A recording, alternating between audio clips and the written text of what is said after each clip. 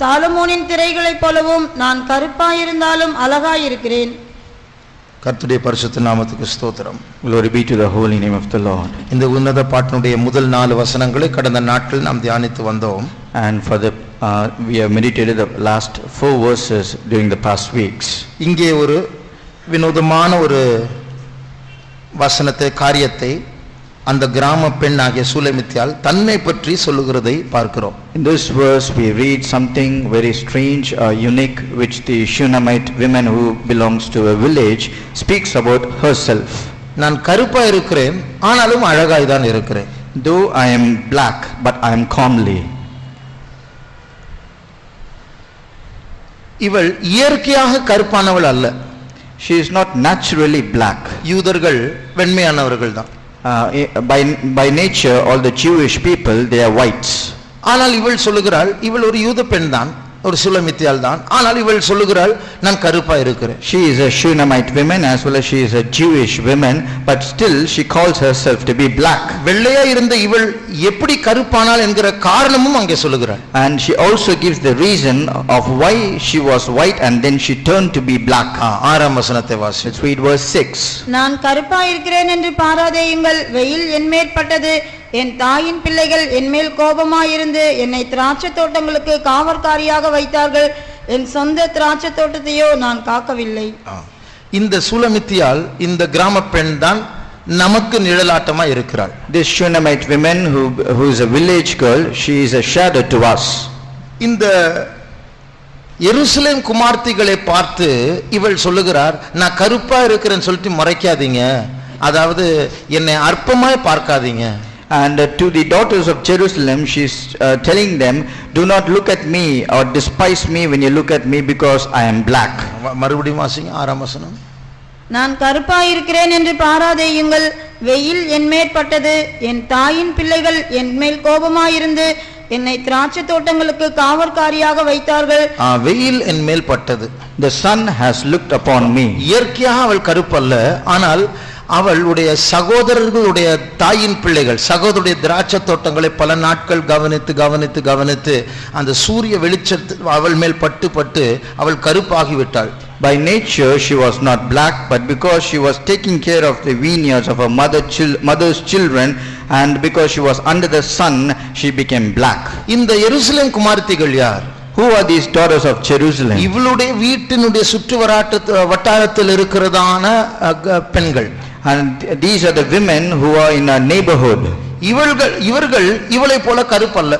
And these daughters were not black as she is. அதனால் அவங்களுக்கு தாங்கள் வெள்ளையா இருக்கிறாங்க பெருமை, இவளோ கருப்பா இருக்கிறாள் என்கிறதான ஒரு அசட்டை பண்ணுகிற ஒரு பார்வை. Because of which they are boasting about that they are looking white and they despised her because she was looking black. அப்படிப்பட்ட அந்த பார்வைக்கு இவள் விளக்கம் சொல்லுகிறார் இந்த சுலமித்தியால், நான் இப்படி கருப்பா இருப்பதற்கு ஒரு காரணம் உண்டு. And because they looked down upon her, she is giving a reason, there is a reason why I am black. நீங்கெல்லாம் வீட்டுக்குள்ள வேலை செய்றவங்க.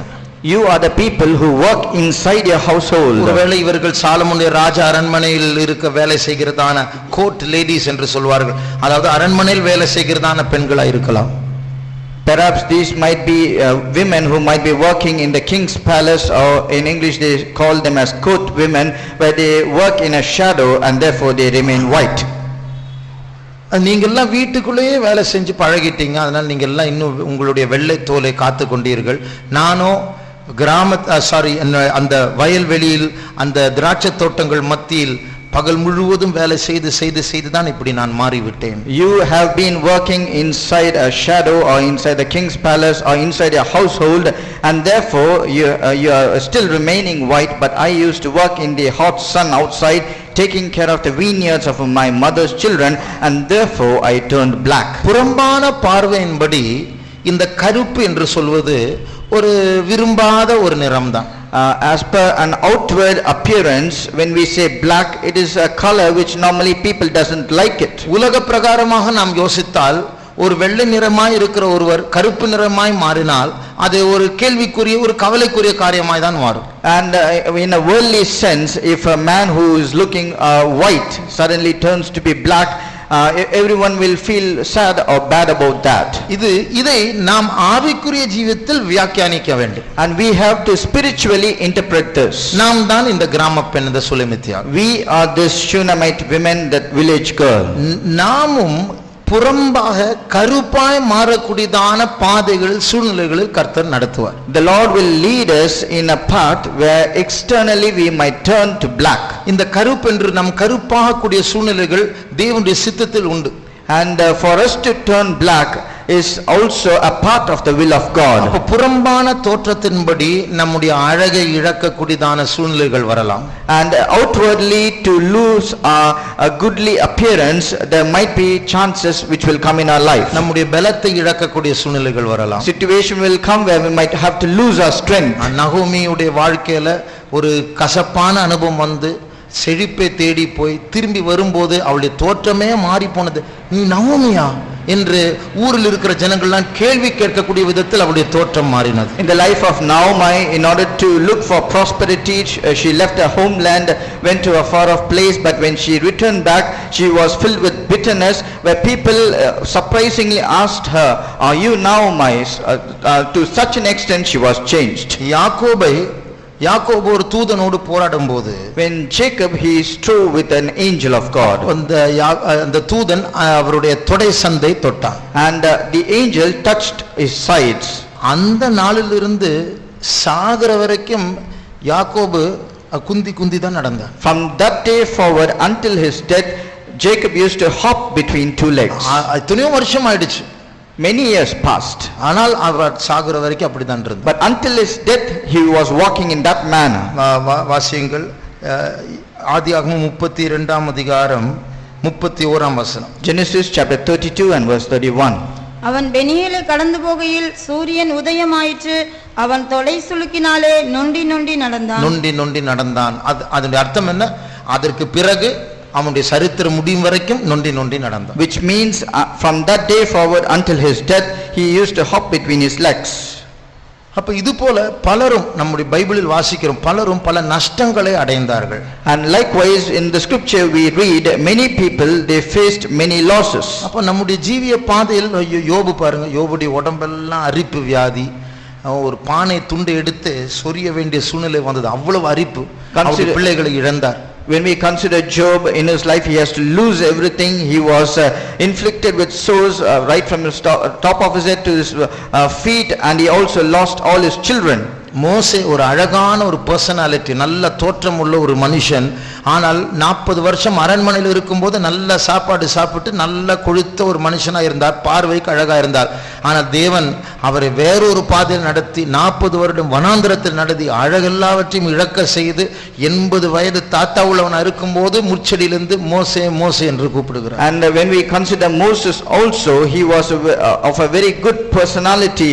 He was in the Pharaoh's palace. He had all the sumptuous food to eat every time, and that continued for 40 long years. But God pulled him out from that place and he took him to the wilderness for another 40 years. And by the time the Lord spoke to him from a thorny bush calling him Moses, he was already an 80-year-old man. அப்போ நம்முடைய நேசர் தேவனுடைய ஒரு காரியம் என்ன தெரியுமா? There is one thing which is peculiar about our beloved. அவர் ஒரு விதத்துல நம்மேல் பொசசிவாக அவருக்கு மட்டும்தான் நாம் என்று அவர் உரிமை பாராட்டுகிறவர். In one sense he is very possessive about us, saying that we belong to him alone. குறிப்பாக உலக ஜனங்கள் நம்மை பாராட்ட கூடாது, அந்த உலகம் நமக்கு சிநேகிதனாய் மாறக்கூடாது, அந்த உலகம் நம்முடைய இரண்டாவது புருஷனாய் மாறக்கூடாது என்பதற்கு அவர் ரொம்ப பர்టిక్యులரா இருப்பார். In particular he is very much cautious that we should not be appreciated by this world, and we should not be pulled by this world, attracted by this world, or this world should not become our second husband to us. இரண்டு காரியம், அவர் நாம் உலகத்திற்கு கருப்பாய் மாற வேண்டும் என்று அவர் சில பாதைகளை நடத்துவார், நாம் நம்மை கருப்பாய் மாற்ற வேண்டும் என்று சில காரியங்களை நம்மிடத்தில் சொல்லுவார். And two things: firstly, for us to appear black to this world, he will lead us in a different kinds of path, and secondly, for us to turn black for him, he will give us his counsel. இங்கே சில சகோதரர்கள், அவளுடைய தாயினுடைய பிள்ளைகள், சுலெமித்தியாளுடைய தாயினுடைய பிள்ளைகள் அவளை Rafah treat பண்றாங்க. அதாவது ஆண்கள் என்று சொல்றதுனால அவங்களுடைய அதிகாரத்தை தவறாய் பாவித்து இவளை வா வேலைக்கு வா சொல்றதை செய், இல்லை என்றால் இப்படி செய்வன் அப்படி செய்வன் என்றெல்லாம் ஃபோர்ஸ் பண்ணுவார்கள். Here in this chapter, as per verse 6, her mother's children who are men, they treated her very roughly, and they summoned her, commanded her to come to whichever place they wanted to, and used to make her work in whichever place they wanted to.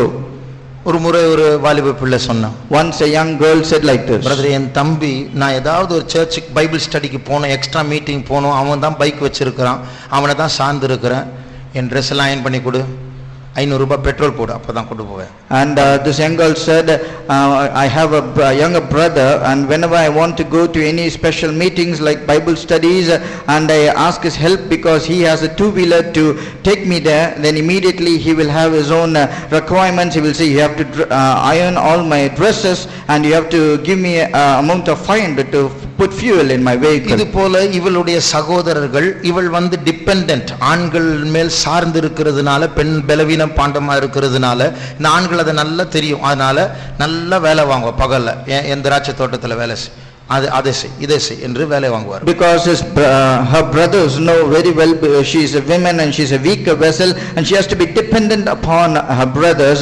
They used her to take care of all the vineyards, and they commanded her to do all sorts of works. இது போல நாமும் நம்முடைய வாழ்க்கையில் நமக்கு விருப்பமில்லாத சில பாதைகளில் நடத்தப்படுவோம். Likewise, even in our life we will also be led into such paths which we don't like. இதனால் நம்முடைய சரீரம் கூட பாதிக்கப்படலாம். And for which reason even our body will be inflicted or become weak. ஆனால் நாம் அறிய வேண்டிய ஒரு காரியம் உண்டு. But there is one thing which we need to remember. ஒருவேளை நம்முடைய தோல் சுருங்கி போகலாம், நம்முடைய பல் விழலாம், ஒருவேளை நம்முடைய முடி கொட்டலாம், ஒருவேளை பொதுவான பலவீனங்கள் வரலாம், குறிப்பிட்ட சில புதிய வியாதிகள் நமக்குள்ள வரலாம், பொதுவான தோற்றம் மாறிவிடலாம். எதுவா இருந்தாலும் இது தேவன் நம்மை நடத்துகிற பாதை. Perhaps our skin might shrink, our teeth might fall off, and we might lose all our strength. We will become weak, and we will be inflicted by some new kinds of diseases. But we need to remember all these paths are permitted by God. ஏனென்றால் இப்படி நாம் அந்த பாதைகளில் போக நாம் நம்மை ஒப்பு கொடுக்கும் போது, அந்த சுலமித்தியால் எதிர்க்காமல் தன் சகோதரர்கள் இப்படி பலவந்தப்படுத்தி காரியங்கள் செய்தாலும் ஒப்பு கொடுத்து செய்யும் போது அந்த கருப்பில் தேவனுடைய பார்வையில் ஒரு அழகு இருக்கு.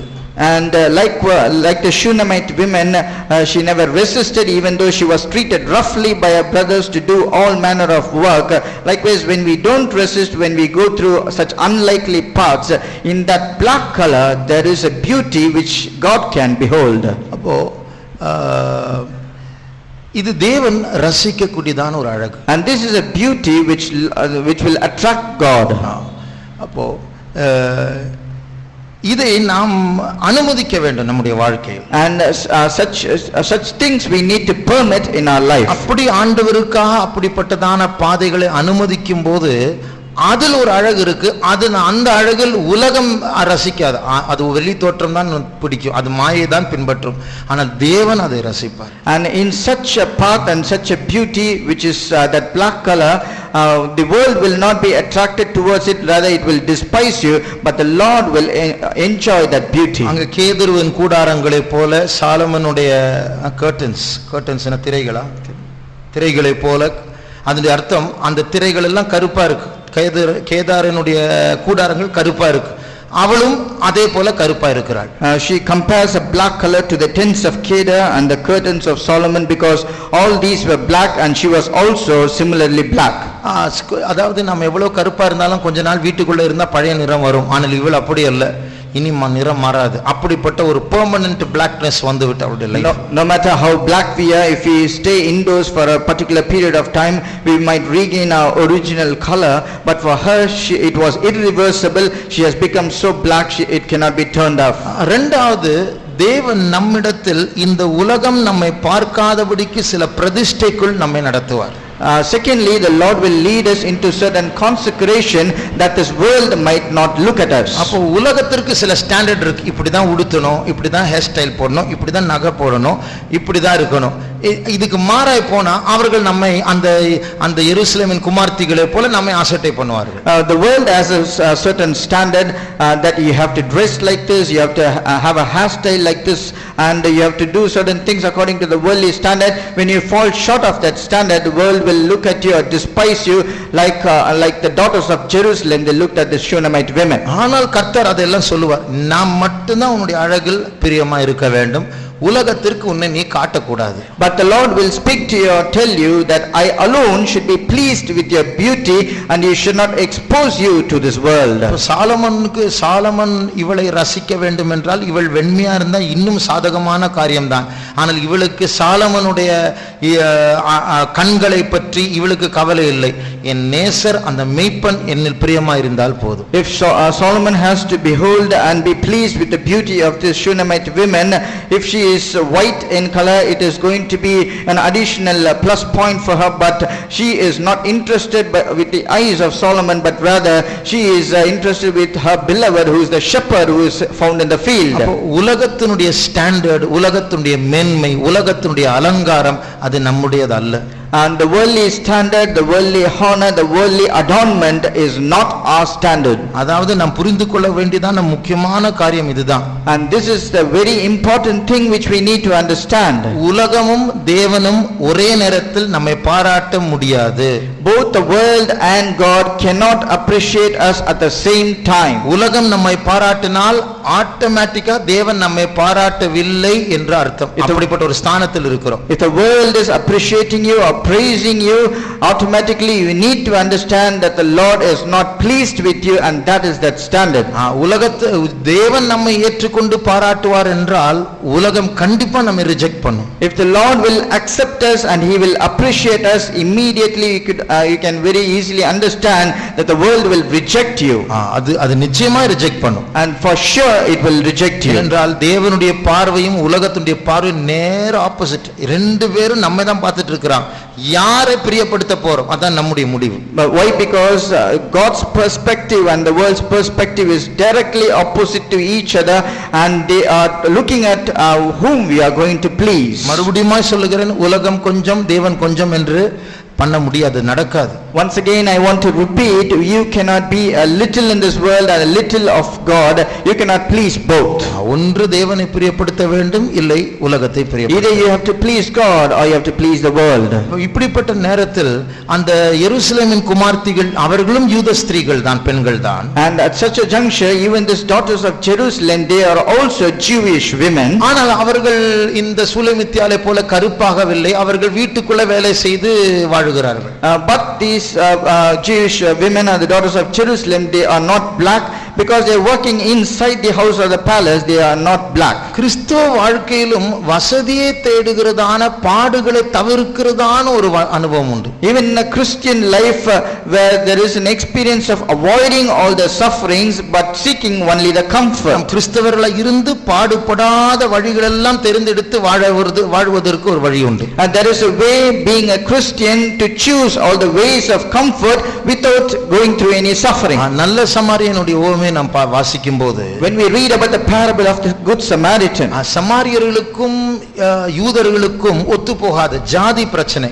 and for these Samaritans and the Jewish people, they will not go hand in hand because there is a caste problem. ஏற்கனவே தானியேலுடைய பைபிள் ஸ்டடி நினைக்கிறேன் நாம் ஒரு முறை வாசித்தோம். லூக்காவில் ஒரு முறை இயேசுவும் சீஷர்களும் எருசலேமை நோக்கி போகிறார் என்று சமாரிகள் அறிந்த உடனே அவர்கள் தாங்கள் கிராமத்துக்குள் வரவிடவில்லை.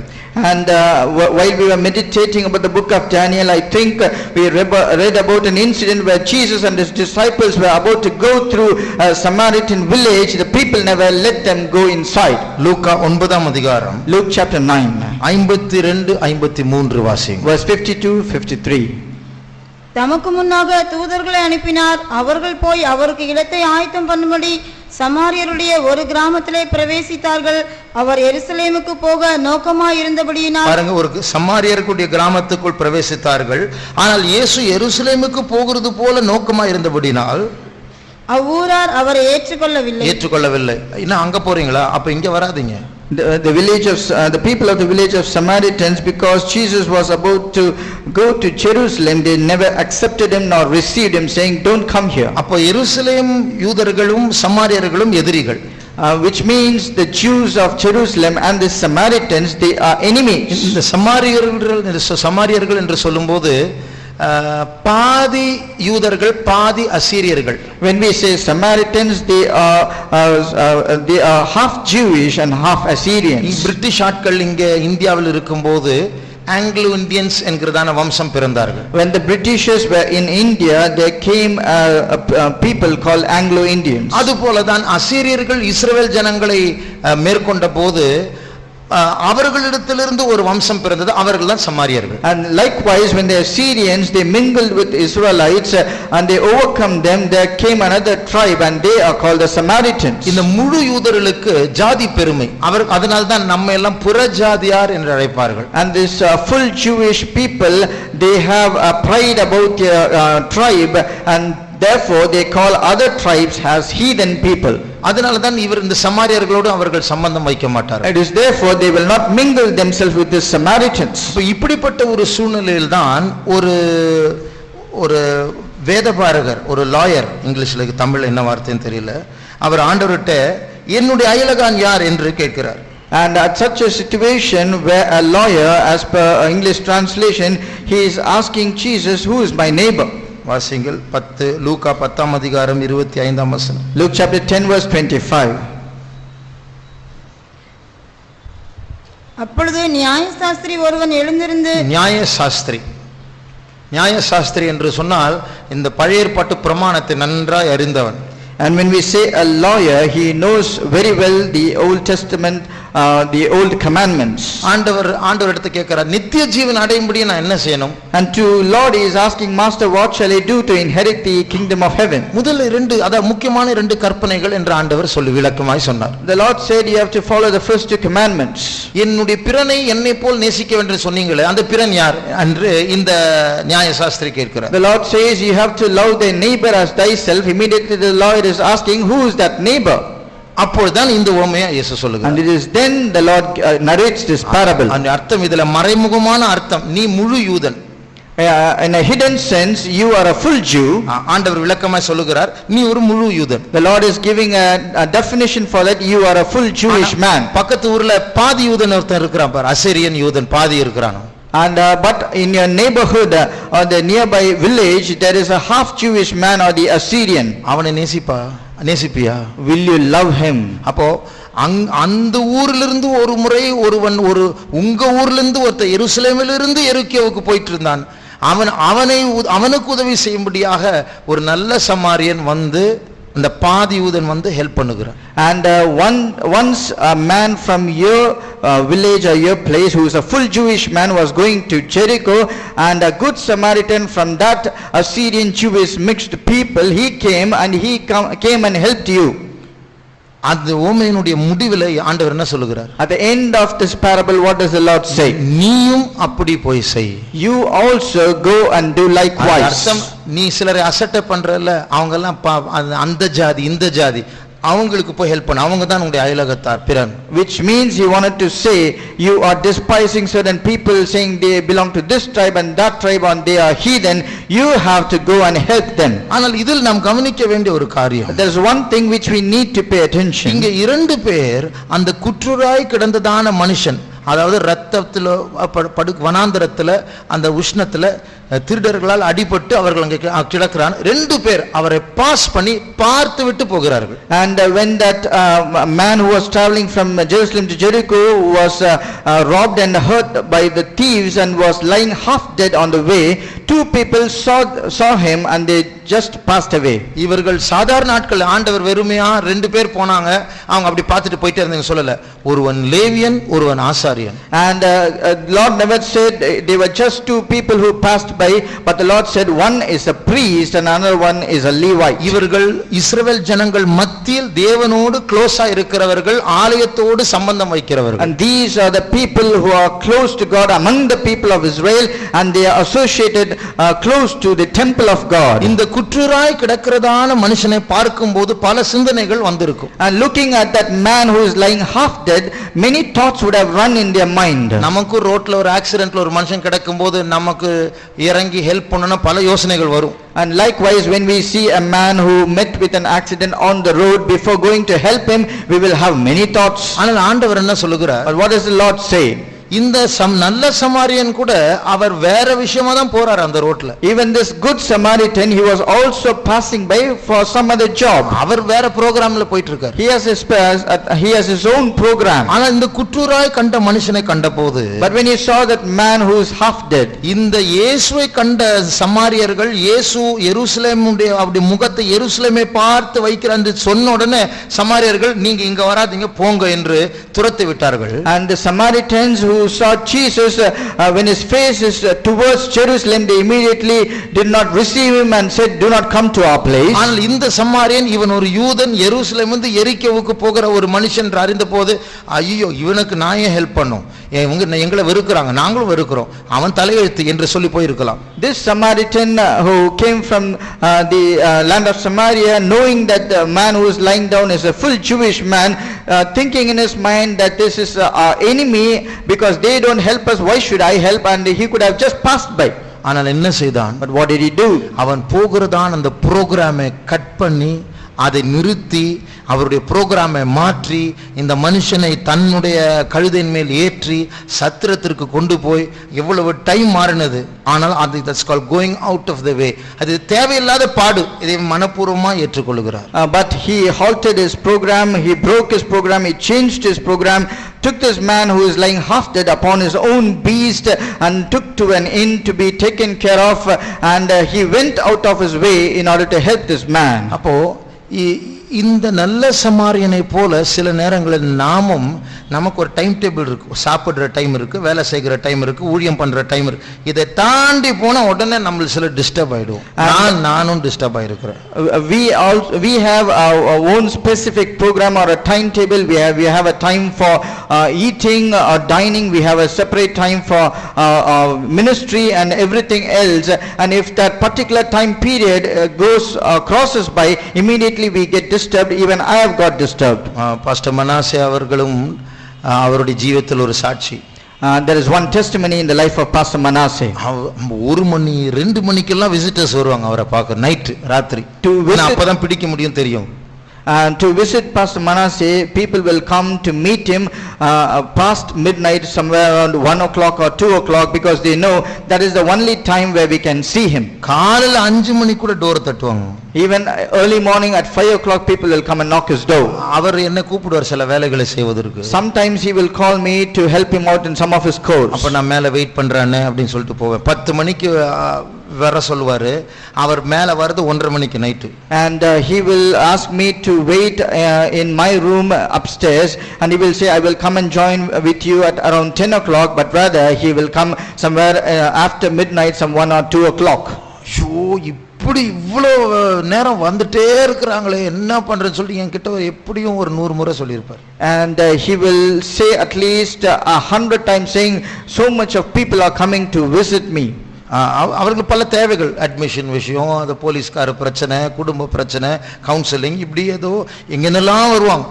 Because all the people who are coming to meet him have diverse kinds of problems. It might be an admission in the college or some police issues and some other family issues also.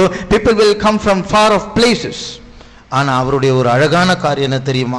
ரூம்ல அவர் ஐயோ தேஜு என்ன இப்படி அப்படின்னு சொல்லுவாங்க. ஆனா அந்த ஆட்களை பார்க்கும்போது ஒரு நேரம் ஏன்பா இப்படி வந்து டிஸ்டர்ப் பண்றேன்னு கேட்கவே மாட்டான். வாங்க வாங்க உட்காருங்க, என்ன வேணும் அப்படின்னு சொல்லி.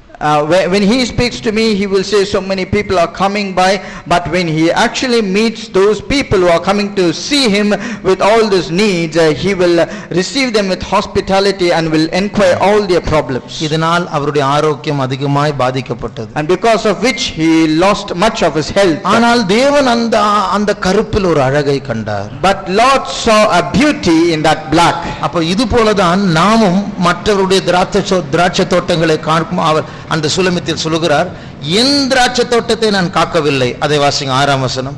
Let's read verse 6. என் சொந்த திராட்சை தோட்டத்தையோ நான் காக்கவில்லை. இது என்ன தெரியுமா? அவ திராட்சை தோட்டம் வச்சிருந்தால, அவளுடைய உடம்பு அது. And it is mentioned here she was unable to keep her own vineyard, and that vineyard is nothing but her own body. என்னை நானே கவனிக்க முடியும். நான் ஒரு வாலிப பெண், நான் நல்லா இருக்கணும், எனக்கு ஒரு ஃபியூச்சர் இருக்கு. ஆனா என் சகோதரர்கள் என்னை ஃபோர்ஸ் பண்ணி வெயில்ல நிக்க வச்சாங்க, நான் கருப்பாயிட்டேன், என் திராட்சை தோட்டத்தை நான் காக்க முடியவில்லை. She's saying I'm a young girl, I have my own future and I have to take care of myself, and I'm unable to do that. My brothers, they wanted me to keep their vineyards, I had to do that, and because of which I have turned black. அப்போ அதை அவள் ஒரு முறுமுறுப்பாய் சொல்லவில்லை, ஒரு விஷயமாய் சொல்லுகிறார். அவ்வளவு. She is not saying that with a murmuring, but rather she is just giving a reason for turning to become black. இந்த மேய்ப்பனுக்கு இது ரொம்ப சந்தோஷம். And for this shepherd, on listening to this, he is very happy. நீ கருப்பா இருந்தா எனக்கு ரொம்ப பிடிக்கும், உன்னை யாரும் பார்க்க மாட்டாங்க, நான் மட்டும் பார்ப்பேன். He says, though you are black, because you are black, because you are black, I like you, because nobody else will be interested in you. Only me. Only me. அப்போ அந்த ராஜா உன் அழகில் பிரியமாய் இருப்பார் என்கிறதான அந்த தோற்றம் நமக்கு கிடைக்க வேண்டும். And that beauty or an appearance where the king shall be pleased with our beauty, we need to receive it.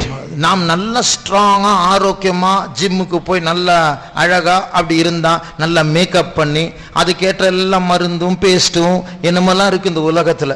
அப்போ அதெல்லாம் பண்ணிட்டா உலகம் நம்ம ரசிக்கும், அழகா இருப்போம். இந்த யாரோ சொன்னாங்க கேர்ள்ஸுக்கு இந்த ஹேர் ஸ்ட்ரைட்டனிங் அப்படி இருக்கும், ஒரு முறை அப்படி ஹேர் ஸ்ட்ரைட்டன் பண்ணா 10,000 ரூபாய். And if at all we want to keep ourselves healthy, to appear with a good personality, might go to gymnasium, apply certain paste, take certain medicines. Even somebody said that there is a paste where girls may apply it into their hair to straighten their hair, and that one time applying is around 10,000 rupees. When you do all such things, world will be very pleased with you. ஒரு வாலிப பிள்ளை ஒரு hair கட்டுக்கு ஒரு இடத்துக்கு போ, நம்ம CPM பிள்ளை தான். எங்க என்னன்னா ஒரு ஹேர் ட்ரெஸ்ஸிங் 2500 rupees ஒரு முறை போனா 2500 ரூபாய். அங்கதான் போ.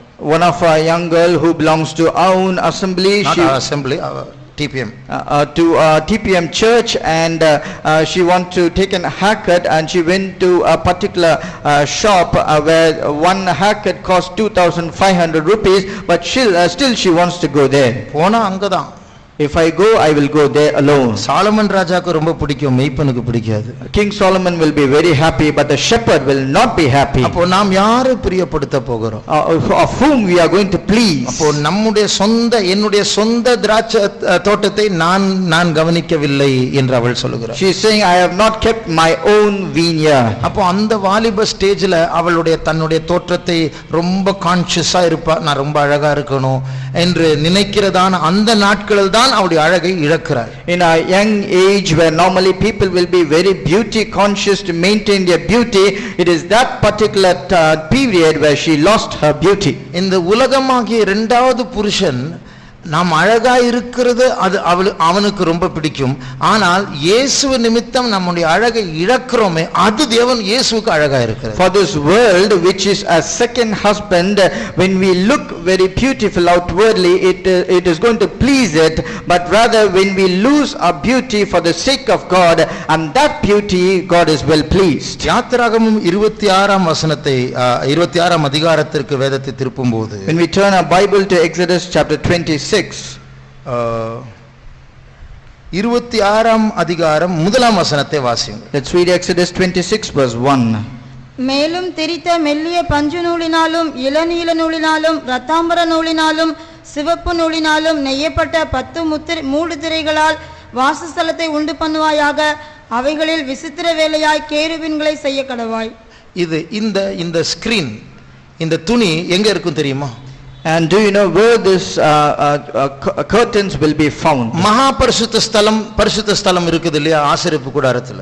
Where we have the holy place and the most holy place in the tabernacle. நமக்கு இங்க ஒரு ரூஃப் தான் இருக்கு. We have just one roof here. நம்முடைய சில ஏழைகளுடைய வீட்ல ஒரு சின்ன ஒரு ஷீட் போட்டுருவோம் அவ்வளவுதான். And for the in the house of poor people they will just have some asbestos sheet. ஆனால் இந்த பரிசுத்த ஸ்தலத்தையும் மகா பரிசுத்த ஸ்தலத்தை மூடும்படியாக 4 ஸ்கிரீன் இருந்தது, 4 ஷீட் இருந்தது.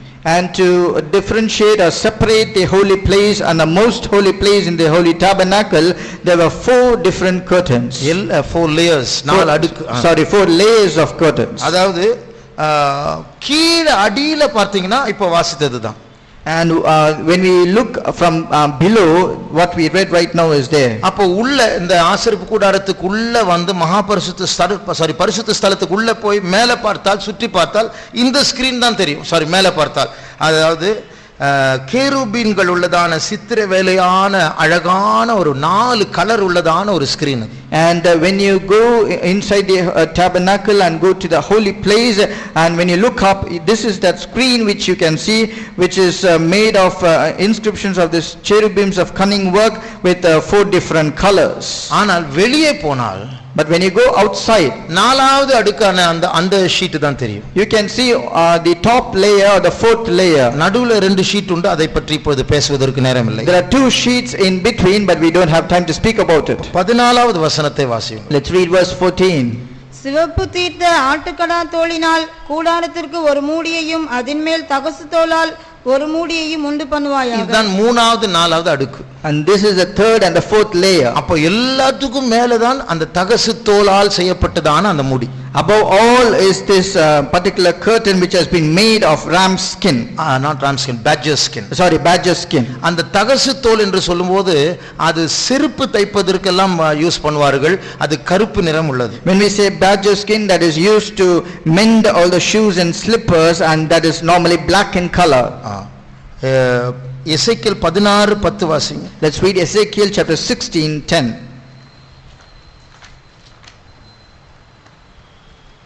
சித்திர தையலாடையை உனக்கு உடுத்தி சாயந்தீர்த்த பாதரட்சிகளை உனக்கு தரித்து, சாயம் தீர்த்த பாதரட்சிகள் தரித்து, கட்ட மெல்லிய புடவையையும். தகசு தோல் இல்லையாங்க,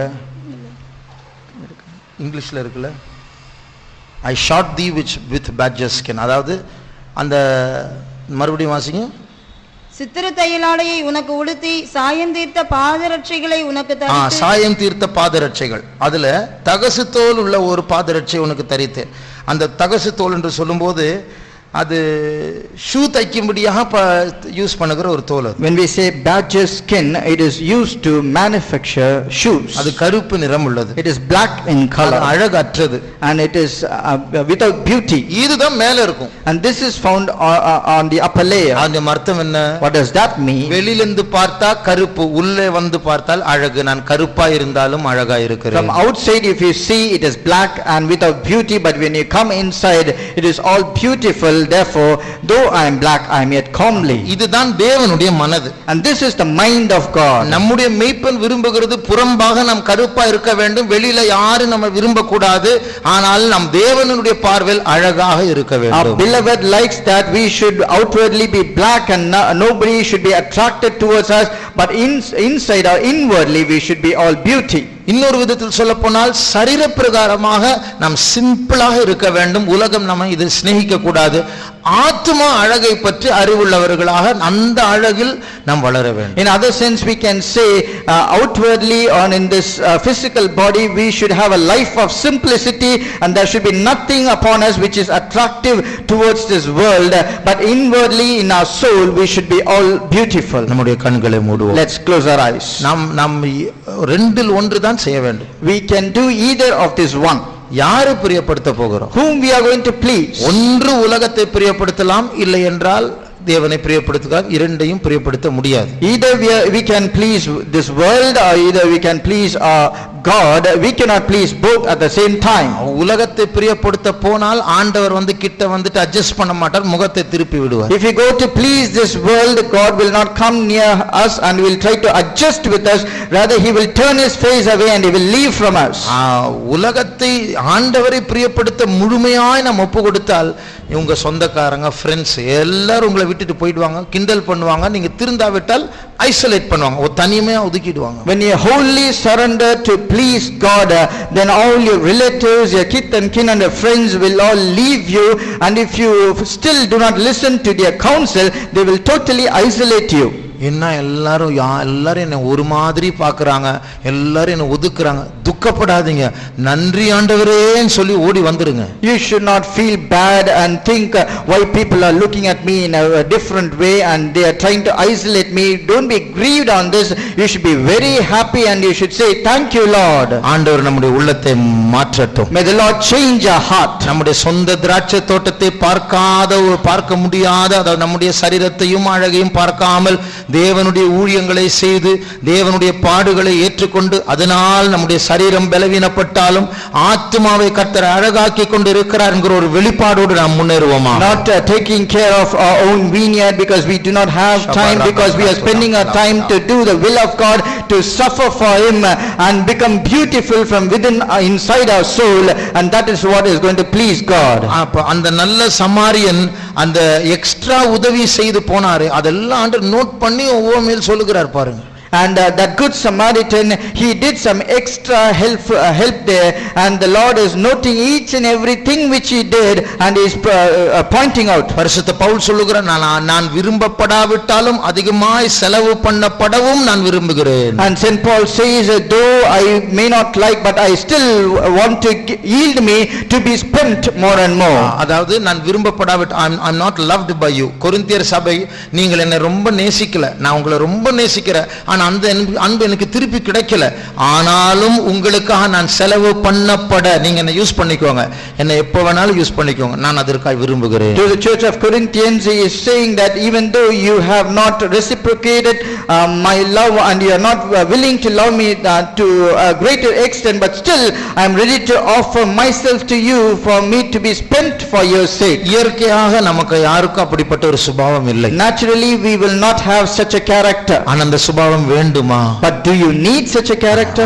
ஆண்டவர் அவருடைய அழகை நமக்குள் காண விரும்புகிறார். The Lord wants to see his beauty inside us. நாம் கருப்பா இருந்தாலும் அவருடைய பார்வையில் அழகாய் இருக்க வேண்டும். Though we are black, but we should be comely in his eyes. அந்த புறம்பான எளிமை, அந்த உள்ளான அழகு எனக்கு வேண்டும் என்று சொல்லுகிறவர்கள் கரங்களை உயர்த்துவோம். Those who say I need that outward simplicity and that inward beauty, please put up your hands. உங்களுக்காக பிதாவாகிய தேவன் ஒரு விவாகத்தை ஆயத்தம் பண்ணி வைத்திருக்கிறார். For you heavenly Father has betrothed in an eternal marriage. சர்வ வல்லமுள்ள தேவன் இயேசு கிறிஸ்து உங்களுடைய அழகில் அவர் பிரியமாய் இருக்க போகிறார். Almighty God Lord Jesus Christ is going to be well pleased in your beauty. உலகம் உங்களை தள்ளிவிட்டாலும் பரவாயில்லை, though the world might cast you away, புறம்பான அழகை இழந்தாலும் பரவாயில்லை, though you might lose your outward beauty, புறம்பான அழகை இழக்கக்கூடிய பிரதிஷ்டையின் ஊடாய் கர்த்தர் நடத்தினாலும் பரவாயில்லை, though the Lord might lead you in a consecrated way where you might lose your outward beauty, ration அரிசி தான் பாவித்து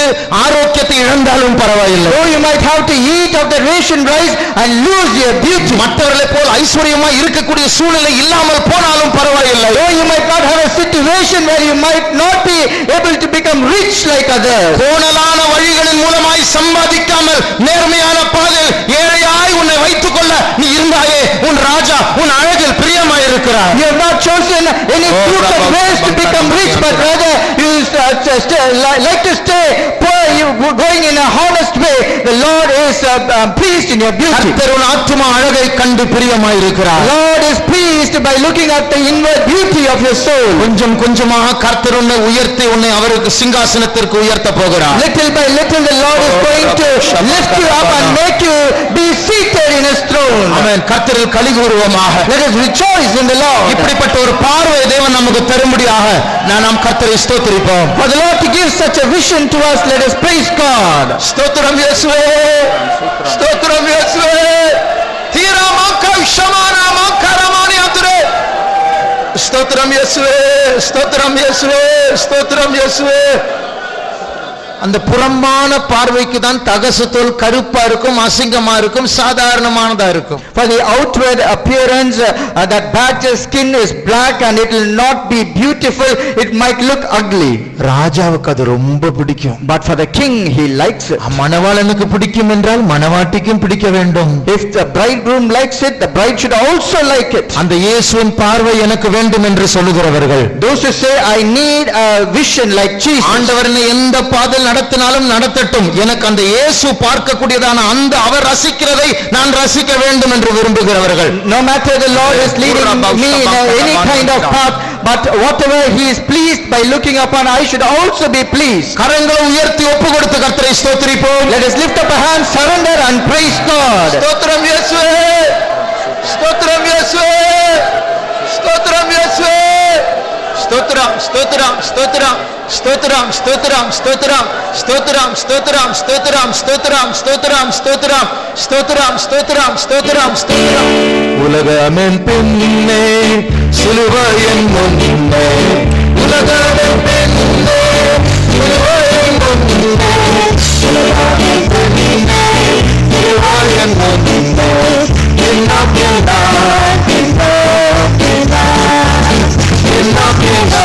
எல்லாம் உலகமென் பின்னே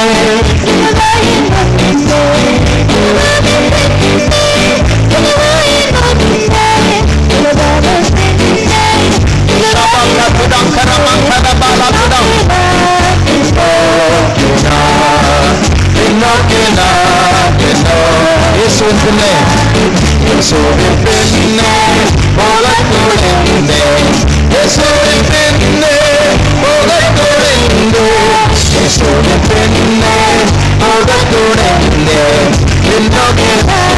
ஆமென், ஹல்லேலூயா. பின்னாடி பார்க்க வேண்டாம், இயேசு போதும்.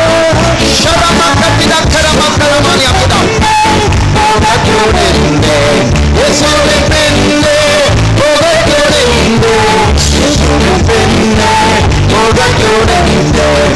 இன்னும் என்ன